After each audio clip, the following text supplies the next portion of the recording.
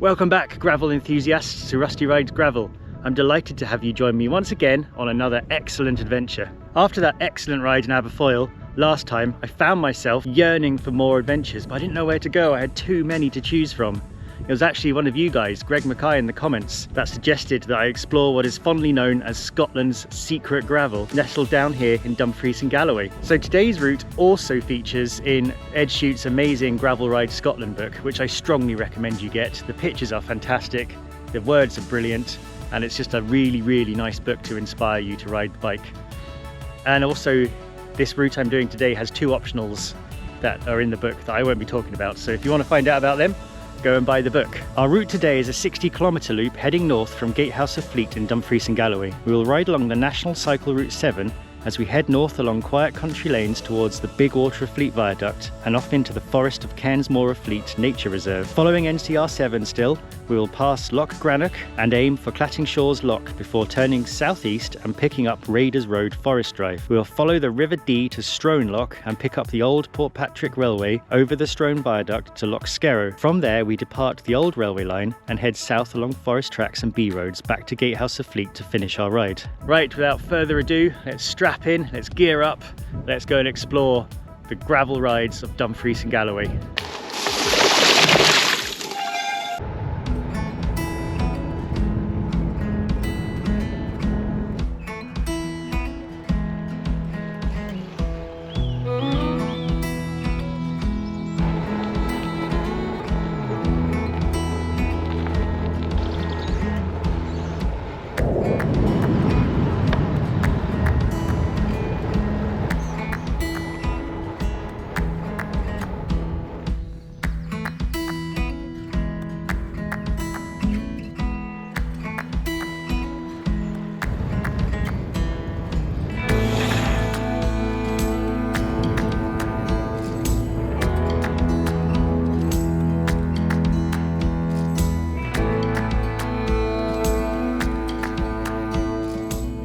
So we're just heading down to the viaduct, and when I was planning this route, Camus didn't want to put me on this track that goes beside the road.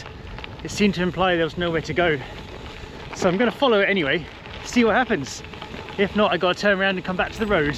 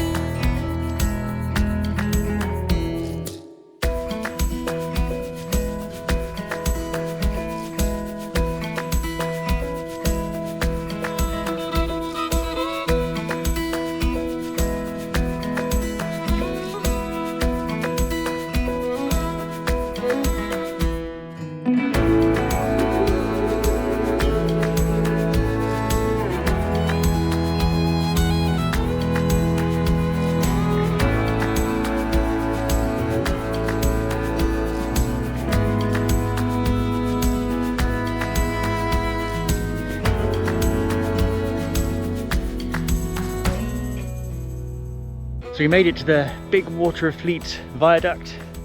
What a beast of a viaduct that is, it's lovely. The little gravel track to the side of the road that comes here that I wasn't sure about taking, you can take absolutely fine. It's quite nice actually. What you do miss out on is like the ride underneath through the arches. So the track brings you just to the side of the viaduct and then down. So you do miss out on that kind of stunning reveal. But like I did, you could just mooch about and get all the ride shots you want and everything. So 6 2/3, I guess. Road gets you the nice view, but the gravel is gravel, more fun. Thoughts on the road section then? That lovely little B road, that's lovely, very, very nice. What a glorious little route that was just to get to here. Nice warm up, no problem at all. So, according to this, we're now going on off-road route number 7. This is the start of the 25-mile cycle route to Glentrawl. We're not going all the way to Glentrawl. We'll turn off at Clattingshaws. But here we go. This is our route. Let's get on it.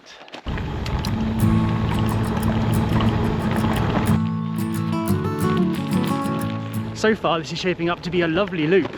Definitely one I think I will consider as a beginner recommendation. Really quite easy to navigate so far. Wide double track forestry trails or single track road. Really, really nice. What a lovely day out this is turning out to be. Also, I've purchased myself some bone conducting headphones so I can listen to things other than my huffing and puffing and sniffing as I cycle along. So rest assured that whilst you're listening to some dubious royalty-free music, I am listening to some absolute bangers and having a great time.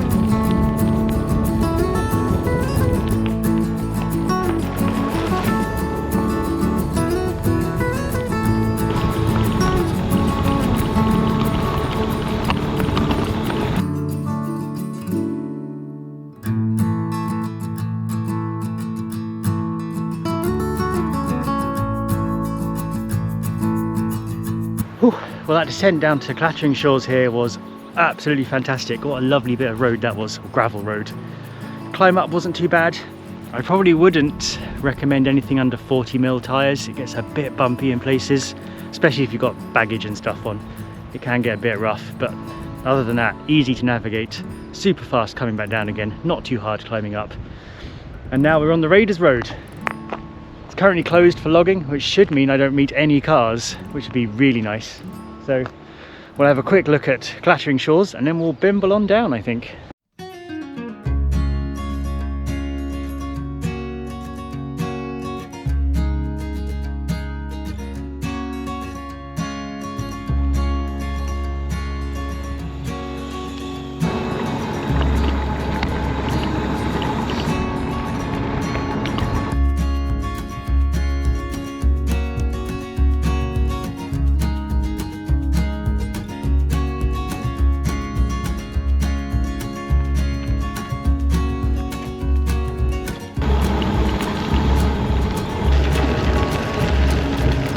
This is excellent.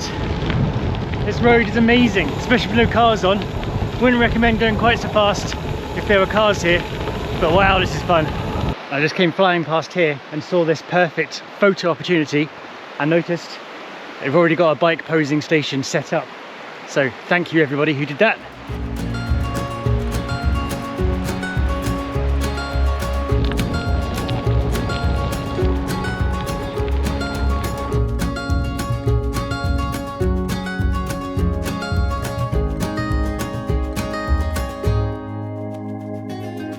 Taking a little pause at the otter pools. Can't see any otters though, just the statue. It's nice and peaceful here though. Nice for a dip in the summer, I should think.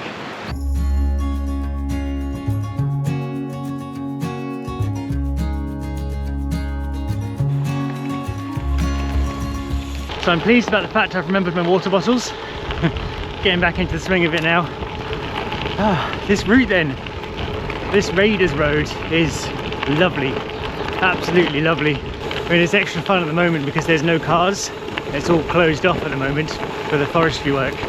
So in the summer when the cars are here, probably slightly more stressful, but still a lovely route.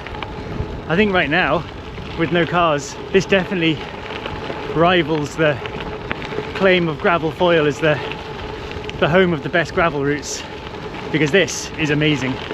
Nothing too technical at all. It's just a lovely day out. Ordinarily I'd put Frank in the air right now and have him do a bit of a trace shot, but his left arm fell off as he was landing at the otter pools just now, so I'm not entirely sure he's fit for flying.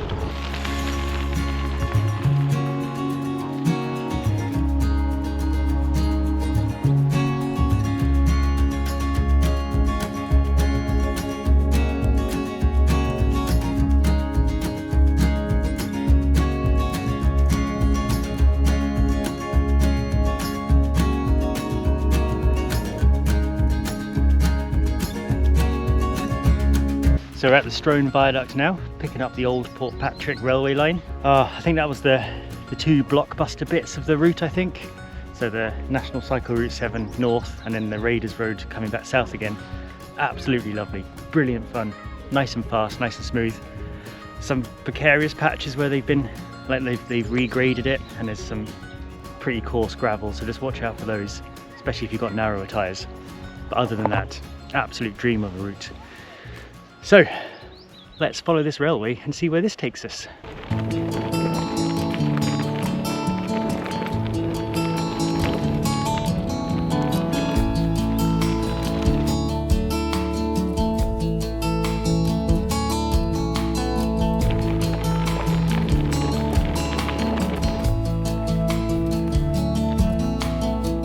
This old Portpatrick Railway line then. It's a fair bit rougher than the rest of the gravel I've had today. Not insurmountable, but noticeably more rougher.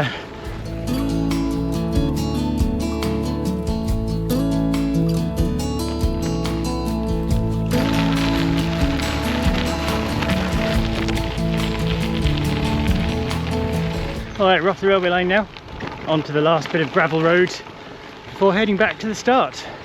That last couple hundred metres there on the old Portpatrick Railway line were pretty rough. They put down some more type 1 and it's just everywhere, really squirmy. Just be careful about that. But now we're back on the silky smooth.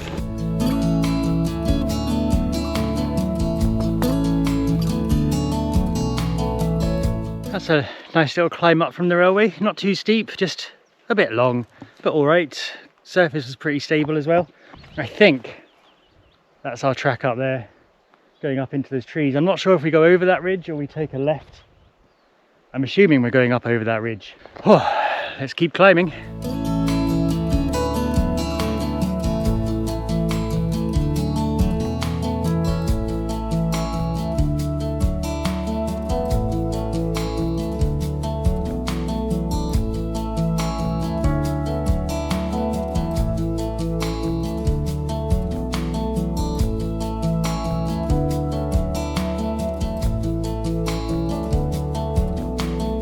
So I'm still on this massive wide forestry road out of here to the B road, and I'm still climbing, and everyone I'm meeting is going the other way.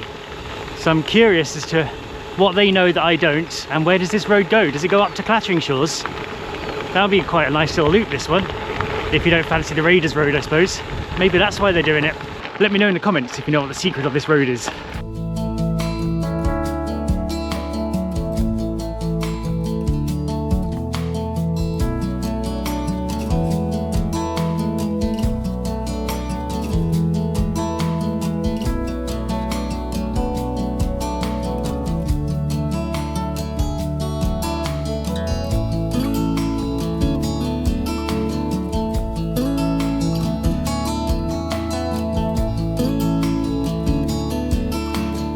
So I'm just reflecting here as I'm on my last 500 metres of gravel of what the route was like.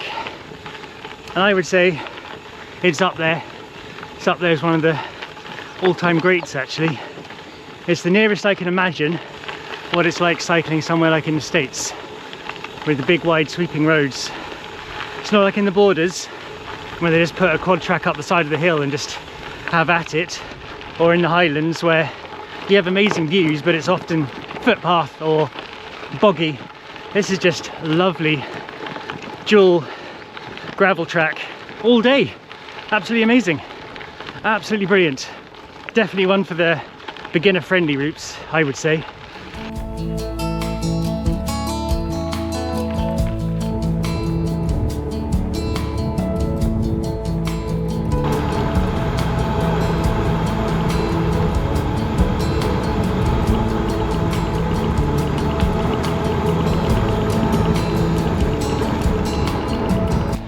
Well, there we are, we're done. Back at the start. Thank you, Greg, for that. That was worth coming down for, definitely. What a great suggestion. Really enjoyed that loop. As I was saying on the way, definitely one you can do if you're just starting out, just new to gravel. Come and have a go at this one. Absolutely amazing. What a great place to be, Dumfries and Galloway. Lovely. Big skies, big views, big gravel. Really impressed with that. Stats on the screen below for the route I did. Obviously, if you like to look at the variations, Ed Shoote's book, he's got a few options to do on that loop. And I'm off now to go and see where that gravel track goes and how I can make a ride out of it for next time. Thanks for watching, everybody. See you next time.